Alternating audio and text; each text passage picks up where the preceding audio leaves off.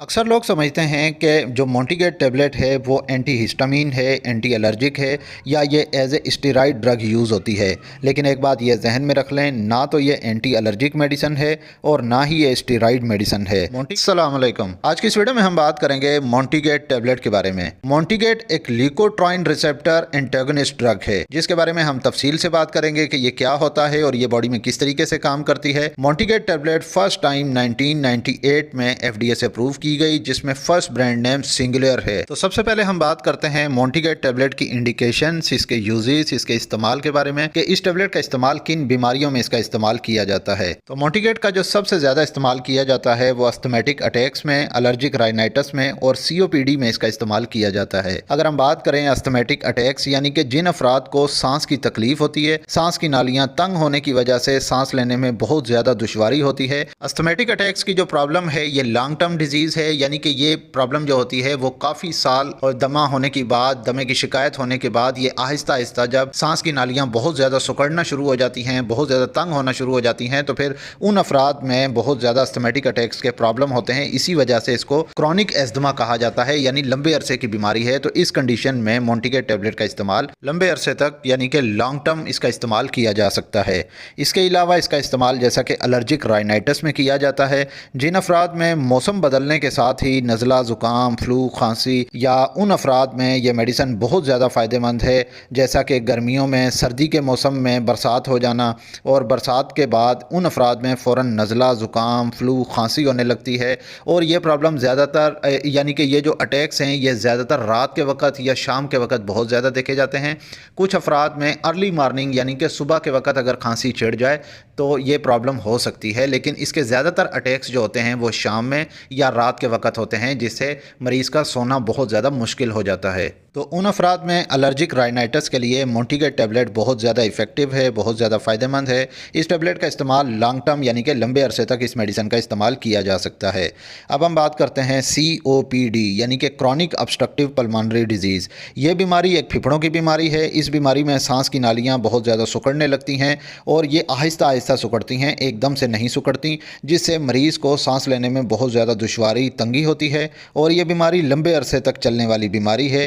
कुछ मरीज़ों को सांस की नालियाँ इतनी ज़्यादा सिकुड़ जाती हैं, तंग हो जाती हैं कि मरीज़ सांस सही तरीके से ले ही नहीं पाता। ऐसे मरीज़ों में ख़ास तौर पर सर्दी के मौसम में या जैसे जैसे सर्दी का मौसम आता जाता है, सांस की तकलीफ़ बहुत ज़्यादा तेज़ होती जाती है, यानी इस बीमारी में शिद्दत बढ़ती जाती है। यह बीमारी अग्रेवेट होती है, जिसके लिए दिन में 2 से 3 बार नेबुलाइजेशन की ज़रूरत पड़ती है। इन्हेलर का इस्तेमाल किया जाता है ताकि सांस की नालियों को डायलेट किया जा सके, उनको खोला जा सके और मरीज़ को सांस लेने में आसानी पैदा हो। और साथ ही ऐसे मरीज़ों की तकलीफ़ को, शिद्दत को कम करने के लिए और मेडिसिन का भी इस्तेमाल किया जाता है, जिसमें अस्थमेटिक अटैक्स के बचाने के लिए एक टेबलेट मोंटीगेट यानी कि मोंटिलोकास्ट टेबलेट को भी ऐड किया जाता है। अक्सर लोग समझते हैं कि जो मोंटीगेट टेबलेट है वो एंटी हिस्टामिन है, एंटी एलर्जिक है या ये as a steroid drug use होती है। लेकिन एक बात ये जहन में रख लें, ना तो ये एंटी एलर्जिक मेडिसिन है और ना ही ये स्टेरॉइड मेडिसिन है। मोंटीगेट टेबलेट का काम जिस्म में ऐसे केमिकल्स पे काम करना होता है जो कि सांस की नालियों को तंग करते हैं, सुकेड़ते हैं।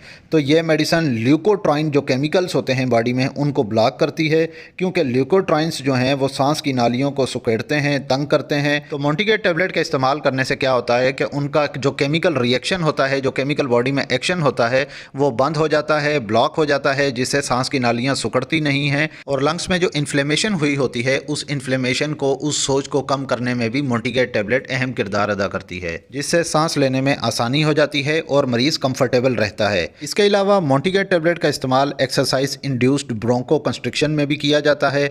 जो लोग एक्सरसाइज करते हैं, रनिंग करते हैं, फिजिकल एक्टिविटी करते हैं, तो फिज़िकल एक्टिविटी, एक्सरसाइज और रनिंग के दौरान उन अफराद में बहुत जल्दी सांस बहुत ज़्यादा फूल जाता है, जिस्म में बहुत ज़्यादा थकावट हो जाती है, जिससे सांस लेने में बहुत ज़्यादा तंगी होती है, दुश्वारी होती है। ऐसे अफराद फ़िज़िकल एक्टिविटी कर ही नहीं पाते। तो ऐसे अफराद में फ़िज़िकल एक्टिविटी को, रनिंग की ड्यूरेशन को बढ़ाने के लिए, स्ट्रेंथ को बढ़ाने के लिए, उसके टाइम ड्यूरेशन को बढ़ाने के लिए मोंटीगेट टेबलेट का इस्तेमाल किया जाता है। EIB यानी कि एक्सरसाइज इंड्यूस्ड ब्रोंको कंस्ट्रिक्शन में ज़्यादातर इसका इस्तेमाल 15 साल से ज़्यादा उम्र के बच्चों में यानी कि बालिग अफराद में इसका इस्तेमाल किया जाता है। अब हम बात करते हैं मोंटीकेट टैबलेट के डोजेज के बारे में कि इस टैबलेट का इस्तेमाल कितने डोज में करना चाहिए और कितने अरसे तक इसका इस्तेमाल करना चाहिए, और लंबे अरसे तक अगर इस्तेमाल करते रहें तो इसका क्या नुकसान हो सकता है, प्रेगनेंसी में इसको इस्तेमाल करना चाहिए या नहीं। तो सबसे पहले हम मोंटीकेट टैबलेट की स्ट्रेंथ देख लेते हैं, इसका डोज देख लेते हैं। मार्केट में इसकी स्ट्रेंथ जो है वो 4 mg की टैबलेट, 5 mg की टैबलेट, इसके अलावा 4 mg के साशे यानी कि ग्रेन्यूल्स में, इसके अलावा 10 mg की टैबलेट में मार्केट में अवेलेबल है। अब मोंटीकेट 10 mg की टैबलेट जो है यानी 10 मिलीग्राम की जो टैबलेट है, इसका इस्तेमाल 15 साल से ज़्यादा उम्र के बच्चों में और बालिग अफराद में यानी कि एडल्ट्स में 10 mg का इस्तेमाल किया जाता है। यानी 10 मिलीग्राम की एक टैबलेट रोज़ाना दिन में एक बार लेनी होती है। और EIB के पेशेंट्स में फ़िज़िकल एक्टिविटी या रनिंग से 2.5 घंटा पहले इस टैबलेट को इस्तेमाल करना होता है। अगर हम बात करें मोंटीकेट टैबलेट की बच्चों के इस्तेमाल में, तो जिन बच्चों की उम्र 6 साल की उम्र से ज़्यादा हो और 14 साल की उम्र के दरमियान हो, तो उन बच्चों में एक टैबलेट 5 mg की यानी कि 5 मिलीग्राम की एक टैबलेट रोज़ाना दिन में एक बार इस्तेमाल की जाएगी।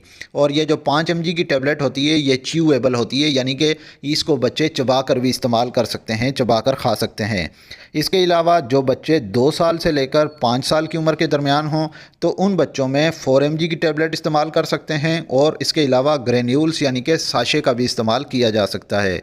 इसके अलावा जिन बच्चों की उम्र 6 माह की उम्र हो और 5 साल की उम्र के दरमियान हो, उन बच्चों में भी ग्रेन्यूल्स का इस्तेमाल, ज़्यादातर ग्रेन्यूल्स में ही यानी कि साशे इस्तेमाल किया जाता है। ज़्यादातर लोग इस बात पे भी कंफ्यूज होते हैं कि मोंटीकेट टैबलेट का इस्तेमाल सुबह के वक्त करना चाहिए या शाम के वक्त या रात के वक्त। इसका जो सही बेहतरीन इस्तेमाल का वक्त है वो शाम के वक्त है, यानी कि इसको इवनिंग में इस्तेमाल किया जाए। इसका जो पीक प्लाज्मा होता है वो 2.5 घंटों में अपना ये असर शुरू कर देती है और अगले 24 घंटों तक ब्लड में इसका असर सर्कुलेट होता रहता है। लेकिन एक बात का ख़ास ख्याल रखें कि इसका एक टाइम, एक वक्त मुकर्रर कर लें और उसी फ़िक्स टाइम पे रोज़ाना इस टैबलेट को इस्तेमाल कर लेना चाहिए, रोज़ाना इस टैबलेट को ले लेना चाहिए, ताकि जो उसकी सर्कुलेशन की जो एफिकेसी है ब्लड में वो मेंटेन होती रहे और जो अस्थमैटिक अटैक्स हैं उसको मौका ना मिल पाए और अस्थमैटिक अटैक्स कम से कम किया जा सके। अब हम बात करते हैं मोंटीकेट टैबलेट का इस्तेमाल किन मरीज़ों में नहीं करना चाहिए। तो मोंटीकेट टैबलेट का इस्तेमाल वैसे तो हर बीमारी में किया जा सकता है, लेकिन जो लिवर डिजीज़ के पेशेंट हैं उन अफराद में इसका इस्तेमाल थोड़ा एहतियात से करना होता है। इसके अलावा अगर हम बात करें प्रेगनेंसी में, तो प्रेगनेंसी में जैसा कि इस मेडिसिन की जो कैटेगरी है वो B कैटेगरी है, इसको इस्तेमाल किया जा सकता है, लेकिन इस्तेमाल करने से पहले हमेशा अपने डॉक्टर, अपनी गायनोकोलॉजिस्ट से मशवरा लाजमी कर लें।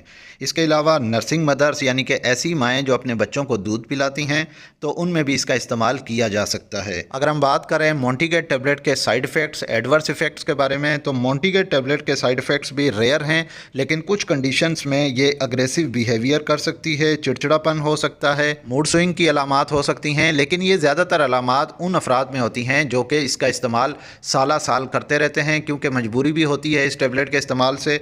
और ये ज़रूरी नहीं है कि हर पेशेंट में इसका इस्तेमाल जो है वो साइड इफ़ेक्ट करेगा। जिस तरह अगर 10,000 बंदों का अगर ग्रुप बना लिया जाए, तो उन 10,000 में से किसी 1-2 पेशेंट को ये अग्रेसिव बिहेवियर के, एंग्जाइटी के, मेमोरी लॉस के या स्लीप वॉकिंग के या डिप्रेशन के प्रॉब्लम हो सकते हैं। और इसी तरीके से जितनी भी मेडिसिन हैं उनके रिस्क टू बेनिफिट रेशियो देखे जाते हैं। अगर हल्के से साइड इफ़ेक्ट हैं लेकिन उस मेडिसिन के इफ़ेक्ट्स ज़्यादा हैं, फ़ायदे ज़्यादा हैं, तो फिर उस मेडिसिन को कंटिन्यू किया जाता है। लेकिन अगर अग्रेसिव बिहेवियर हो रहा है या anxiety, memory loss, sleep walking या डिप्रेशन के प्रॉब्लम बहुत ज़्यादा हो रहे हैं, तो फिर मेडिसिन को क्विट कर देना चाहिए, इसको बंद कर देना चाहिए, स्टॉप कर देना चाहिए और अपने डॉक्टर से मशवरा लाजमी करें। ये वीडियो आपको कैसी लगी कमेंट करके लाजमी बताइएगा। इस वीडियो को लाइक कीजिएगा और अगर आप मज़ीद ऐसी हेल्थ से related medical information, medicine information videos देखना चाहते हैं तो मेरे इस यूट्यूब चैनल मेडी हेल्थ एंटरप्राइजेज़ को सब्सक्राइब कर लें और साथ ही बेल आइकन का बटन ऑन कर लें ताकि हर नए आने वाली वीडियो का नोटिफिकेशन आपको मिल सके। तो मिलते हैं नेक्स्ट वीडियो में, तब तक के लिए अल्लाह हाफिज़।